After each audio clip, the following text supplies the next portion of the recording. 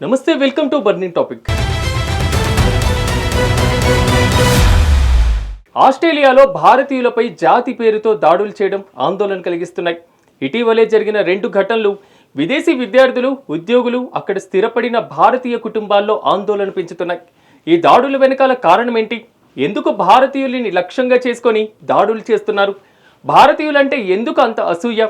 ఆస్ట్రేలియాతో పాటుగా అమెరికా వంటి దేశాల్లో కూడా ఇలాంటి జాతి విద్వేష దాడులు ఎందుకు పెరిగాయి? ప్రపంచవ్యాప్తంగా ఇలాంటి దాడులు ఎక్కడ జరుగుతున్నాయి? భారతీయ విద్యార్థులు ఈ పరిస్థితుల్లో ఎలాంటి జాగ్రత్తలు తీసుకోవాలి?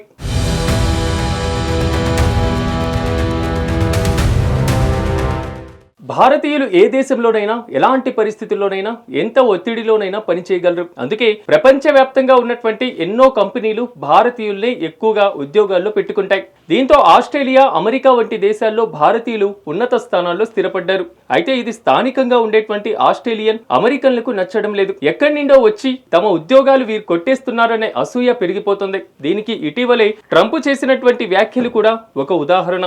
భారతీయులకు అమెరికన్ సాఫ్ట్వేర్ కంపెనీలు ఉద్యోగాలు ఇవ్వొద్దంటూ ట్రంప్ బహిరంగంగా చెప్పుకొచ్చారు.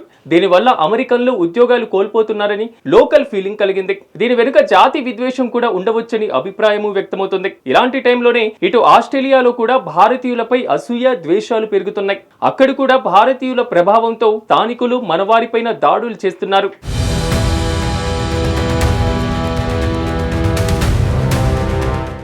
ఆస్ట్రేలియాలో భారత సంతతి పౌరులపై వరుస దాడులు ఆందోళన కలిగిస్తున్నాయి. ఇటీవలే ఓ భారత విద్యార్థిపై దుండగులు తీవ్రంగా దాడి చేసినటువంటి ఘటన మరొక ముందే మరో భారతీయ విద్యార్థిపై కత్తితో దాడి చేసినటువంటి ఘటన తాజాగా వెలుగులోకి వచ్చింది. మెల్బోర్న్లో ఉంటున్నటువంటి సౌరభ్ ఆనంద్ అనేటువంటి భారత విద్యార్థిపై కొందరు దాడి చేశారు. ఈ ఘటనలో అతని మెడ, తలకు తీవ్రమైనటువంటి గాయాలు కాగా చెయ్యి తెగిపోయింది.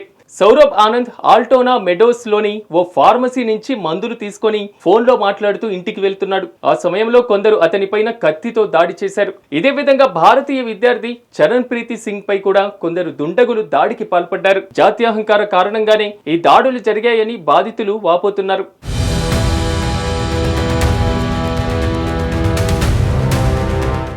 ఆస్ట్రేలియాలో భారతీయులపైన జాతి విద్వేషం పెరగడానికి అనేక కారణాలున్నాయి. కొన్ని సంవత్సరాలుగా భారత్ నుంచి ఆస్ట్రేలియాకు విద్యార్థులు ఉద్యోగాల రాక పెరిగింది. ఈ వలసల వల్ల స్థానిక ఉద్యోగాలు లేకుండా పోతున్నాయి. భారతీయ విద్యార్థులు కొత్తగా వచ్చినటువంటి ఉద్యోగాలు నగరాల్లో జనసాంద్రత ఎక్కువగా ఉన్నటువంటి ప్రాంతాల్లో నివసిస్తున్నారు. ఈ ప్రాంతాల్లో కొంతమంది స్థానిక యువత, గ్యాంగులు వలసదారులను అన్యాయంగా తమ ఉద్యోగాలు, వనరులు భారతీయులు దోచుకుంటున్నారనేటువంటి భావన దాడులకు పాల్పడడానికి కారణమవుతుంది. అంతేగాక సోషల్ మీడియా ద్వారా జాతి ద్వేషాన్ని ప్రేరేపించేటువంటి దుష్ప్రచారం, రేపిస్టు వ్యాఖ్యలు కూడా ఇలాంటి దాడులను మరింతగా తీవ్రతరం చేస్తున్నాయి. ఆస్ట్రేలియా ప్రభుత్వ నివేదికల ప్రకారం గత 3 సంవత్సరాలలో జాతి విద్వేష దాడులు 40% పెరిగాయి.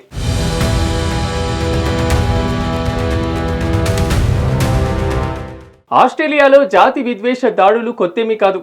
గతంలో చైనా, నేపాల్, పాకిస్తాన్, ఇతర దేశాల నుంచి వచ్చిన విద్యార్థులు, ఉద్యోగులపైన కూడా ఆస్ట్రేలియాలో దాడులు జరిగాయి. ఇటీవలే భారతీయులపైన దాడులు పెరగడంతో ఆందోళన చెందాల్సినటువంటి విషయం. కొన్ని సందర్భాల్లో ఈ దాడులు దోపిడీకి రూపంగా మారుతున్నాయి. చాలా సందర్భాల్లో జాతి ఆధారిత ద్వేషం స్పష్టంగా కనిపిస్తుంది. అటు అమెరికాలో కూడా భారతీయులపైన జాతి విద్వేష దాడులు గత కొన్ని సంవత్సరాలుగా పెరిగాయి. 2024లో FBI నివేదిక ప్రకారం అమెరికాలో 8,200 పైగా హేట్ క్రైమ్లు నమోదవుతున్నాయి. ముఖ్యంగా టెక్ రంగంలో భారతీయ ఆధిపత్యం స్థానికులలో కొందరిని అసంతృప్తి కలిగిస్తుంది. దీనికి తోడు ట్రంప్ వంటి కొందరు రాజకీయ నాయకులు వలసదారులను స్థానికుల ఉద్యోగాలు లాక్కుంటున్నారని చిత్రీకరించడం ద్వేష భావాలను రేకెత్తిస్తుంది.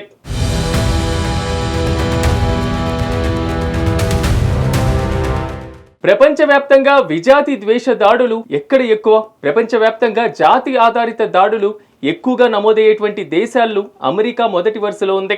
FBI గణాంకాల ప్రకారం 2024లో 8,200కి పైగా జాతి ఆధారిత హేట్ క్రైమ్లు నమోదయ్యాయి. ఇవి ప్రధానంగా ఆసియన్లు, ఆఫ్రికన్ అమెరికన్లపై జరిగాయి. అమెరికా తర్వాత UKలో ఎక్కువగా జాతి విద్వేష దాడులు జరుగుతున్నాయి. ముఖ్యంగా ఆసియా ప్రాంతం నుంచి వెళ్లిన వారు, ముస్లింలపైన ఎక్కువగా UKలో దాడులు జరుగుతున్నాయి. ఇక 3వ స్థానంలో ఆస్ట్రేలియా ఉంది. ఇక్కడ గత 3 సంవత్సరాల్లో భారత్, చైనా, నేపాల్ నుంచి వచ్చి వలసలపై దాడులు 3 పెరిగాయి. అలాగే జర్మనీ, ఫ్రాన్స్, ఇటలీ దేశాల్లో సిరియన్, ఆఫ్రికన్ వలసదారులపైన జాతి ద్వేష దాడులు ఎక్కువగా జరుగుతున్నాయి.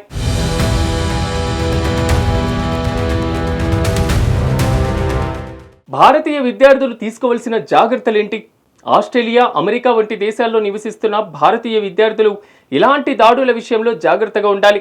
రాత్రి వేళల్లో ఒంటరిగా తిరగకుండా స్నేహితులు లేదా స్థానిక భారతీయ సమాజంతో కలిసి ఉండాలి. భారత కాన్సులేట్, హై కమిషనర్ జారీ చేసేటువంటి భద్రతా సూచనలు పాటించాలి. ఎమర్జెన్సీ నంబర్లను మొబైల్లో సేవ్ చేసుకోవాలి.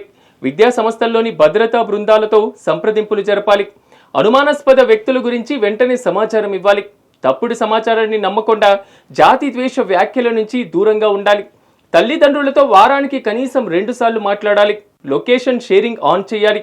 అలాగే స్థానిక సంస్కృతిని అర్థం చేసుకోవడం, సమన్వయంగా ఉండడం మరింత మంచిది.